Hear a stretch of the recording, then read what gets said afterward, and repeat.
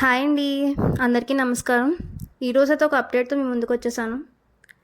ఇక్కడ చూస్తున్నారు కదా, స్క్రీన్ మీద ఏం కనిపిస్తుందంటే పోలీసు ఉద్యోగాల భర్తీకి మెగా పోలీస్ నోటిఫికేషన్ విడుదల చేయాలని నిరుద్యోగ జేఏసీ రాష్ట్ర కన్వీనర్ షేక్ సిద్దిక్ డిమాండ్ చేశారు. ఈ మేరకు సీఎం చంద్రబాబును కలిసి వినతిపత్రం అందజేశారు. గ్రూప్ 2 మెయిన్స్ 2 నెలలు వాయిదా వేయాలని కోరారు. ఎన్నికల దృష్ట్యా అభ్యర్థులు ప్రిపరేషన్ ఇబ్బందులు ఎదుర్కొన్నారని, సిలబస్ ఎక్కువగా ఉందని వివరించారు.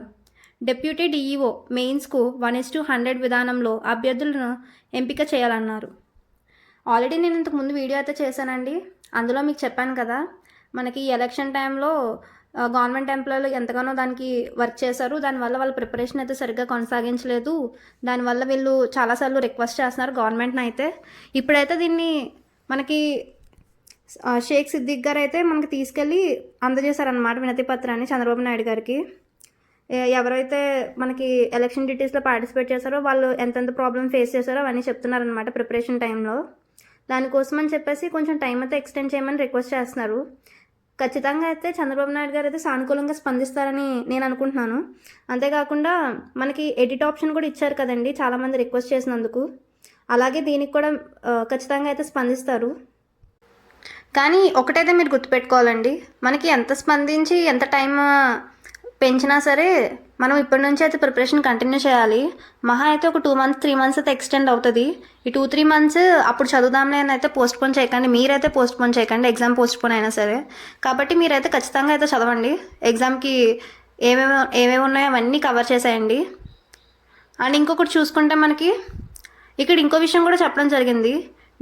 డిఈఓ మెయిన్స్కు 1:100 విధానంలో అభ్యర్థులను ఎంపిక చేయాలని కోరారనమాట. ఇదే మనకి వినతి పత్రంలో ఈ విధంగా కూడా వీళ్ళు కోరారనమాట.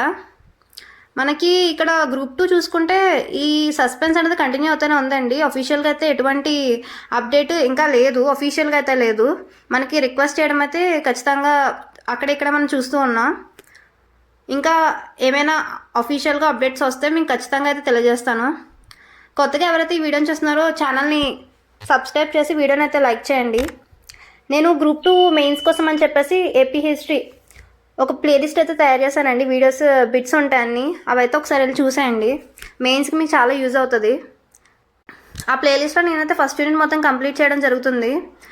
ఈ రోజు కానీ రేపటిలో కానీ కంప్లీట్ అయిపోద్ది. మీరైతే ఒకసారి వెళ్ళి చూసేయండి, చాలా యూజ్ అవుతుంది మీకు కూడా.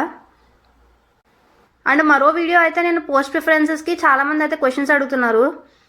నాది ఈ రిజర్వేషన్ అండి, దాన్ని నాకు జాబ్ వచ్చే ఛాన్స్ ఉందా లేదా అని చెప్పేసి క్వశ్చన్స్ అయితే వేస్తున్నారు. దానికి ఇంకొక వీడియో అయితే నేను ఖచ్చితంగా చేస్తాను. ఇంతేనండి ఈ వీడియో అయితే. మనకి ఎటువంటి కంప్లీట్ ఇన్ఫర్మేషన్ అయితే ఇవ్వలేదు మరి గవర్నమెంట్ అయితే గ్రూప్ 2 కోసం. పోస్ట్పోన్ కోసం ఇంకా ఏమీ అఫీషియల్గా అయితే చెప్పలేదు. చెప్తారని చెప్పేసి ఆశిద్దాం. ఇంకా నెక్స్ట్ వీడియోలో కలుద్దాం. Bye bye.